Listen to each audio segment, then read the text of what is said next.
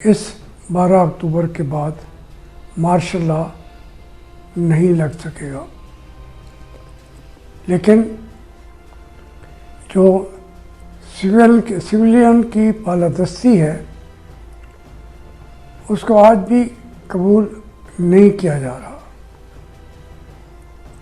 मैंने इमरान खान को कहा था, आज खुद उनके कैबिनेट में भी उसी बात को उन्होंने दोहराया है कि हम कठपुतली वज़ीर आज़म नहीं बन सकता। वज़ीर आज़म की भी कोई इज़्ज़त होती है, इलेक्टेड ओहदे की भी कोई इज़्ज़त होती है, यानी वोट की भी कोई इज़्ज़त होती है।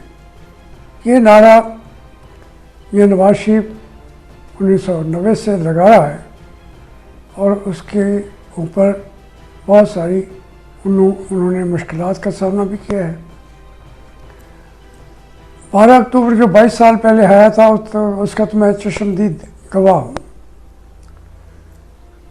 जिस तरीके से PTV पे हमारे नौजवान छलांगे लगा रहे थे, वज़ीर आज़म हाउस को चारों तरफ से घेर लिया था, हमारी अस्करी क़यादत अपने हथियारों समेत वज़ीर आज़म के बेडरूम में घुस चुकी थी। वो 2/3 मेजॉरिटी वाला वज़ीर आज़म था।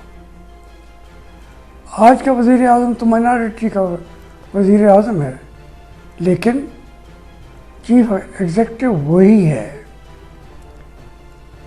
वो अब बेचारा किसी को अपना गम सुना भी नहीं सकता। आज इमरान खान जिसको आप अपने हाथ से लाए हैं, वो आपके उतने मुतालबात मानने की उसकी खलड़ी में गुंजाइश नहीं है। वो अब मर मर के बोल रहा है। तो मैं आपसे कहना चाहता हूँ, आप खुद पीछे हटें, आइन का परचम थाम लें। आपने पाकिस्तान को, मेरे भाइयों, मेरी अस्करी क़यादत के लोगों, मुझे अफसोस होता है कि आपने जिस तरीके से पाकिस्तान को अपनी अमाजगाह बनाया है, पूरी बैनुल-अक़वामी बिरादरी के सामने भी हम शर्मिंदा हैं। मैं आज वैसे भी दिल गिरफ्तार था। हमारे साथी, हमारे दोस्त परवेज़ मलिक जो लाहौर से हमारे साथी थे, वो आज दुनिया में नहीं हैं। हमने भी नहीं रहना। अगला सांस मेरा आना है या नहीं आना, लेकिन मैं इसके बावजूद मैं इसको फ़र्ज़ मनसबी समझता हूँ कि हर सांस में मैं पुकारता रहूँ आपको भी। आप एक मुक़द्दस अदारा हैं, और कोई न कहे, मैं आपको मुक़द्दस अदारा कहता हूँ, लेकिन मैं इस मुक़द्दस अदारे की जो बेवज़ाहती आप कर रहे हैं, लूट रहे हैं, आपके इंडिविजुअल्स वो ज़ाती मकासद के लिए इस मुक़द्दस अदारे की तक़दीस को ख़राब कर रहे हैं। वो इतने बड़ा माल बना लेते हैं, उसके लिए कवानीन भी वैसे बना देते हैं, अपनी औलादों को अरबों खरबों के अंदर उन्होंने आगे डाल दिया है, कारोबारी हो गए हैं, कोई पीछे नहीं है। हमारा नेक से नेक जनरल भी है, माफ़ी के साथ कहता हूँ, जब आप उसको जाके थोड़ा सा देखेंगे अंदर से तो आपको नज़र आएगा कि वो पाकिस्तान के माल से उसका पेट भरा हुआ है, और फिर वो पाकिस्तान में रहते भी नहीं हैं। 1979 से डॉक्टर कदीर साहब से रहा, और वो जब उन्होंने तैयार कर लिया, वो चाहते थे ज़ियाउल हक साहब इसका एक्सपोलन करें। जब एक आदमी, वो ऐसी कैफियत थी कि एक खातून जिसके 9 महीने पूरे हो जाएं और डॉक्टर कहे नहीं, हमने 13 महीने के बाद बच्चा पैदा करना है, वो बेकली होती है, उसको मौत नज़र आती है। वो हर एक से कहते थे, यार मैं बना लिया है, अब किसी के अंदर हिम्मत भी नहीं हो रही, और हिम्मत नहीं हुई थी। ये सब उसके ऊपर, ये सही है कि ज़ुल्फ़िकार भुट्टो का कंट्रीब्यूशन कोई कम नहीं है, फैसला लेना होता है। ज़िया-उल हक ने उसको सरवाइव किया। फिर मियाँ नवाज शरीफ का वक्त आया तो उन्होंने जाके वो धमाके किए। इसलिए हम अपने हीरोज़ को देखना चाहिए, समझना चाहिए। 2 दफ़ा जंग से इंडिया से बचाया हमें डॉक्टर कदीर खान साहब ने।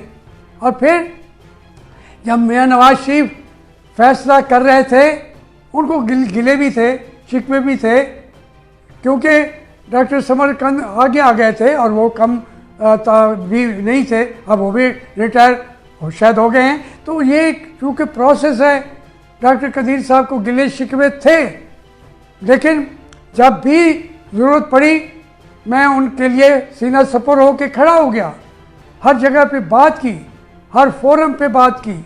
तो ये बातें इस तरीके से आसानी से नहीं हुई थी।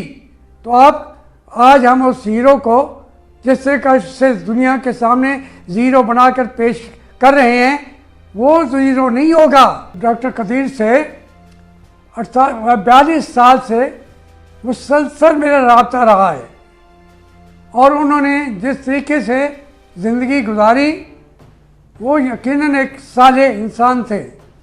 उनकी मजबूरियों को ख़रीदा गया। वो आखिरी 20 साल से तो नज़रबंद थे, कैदी थे।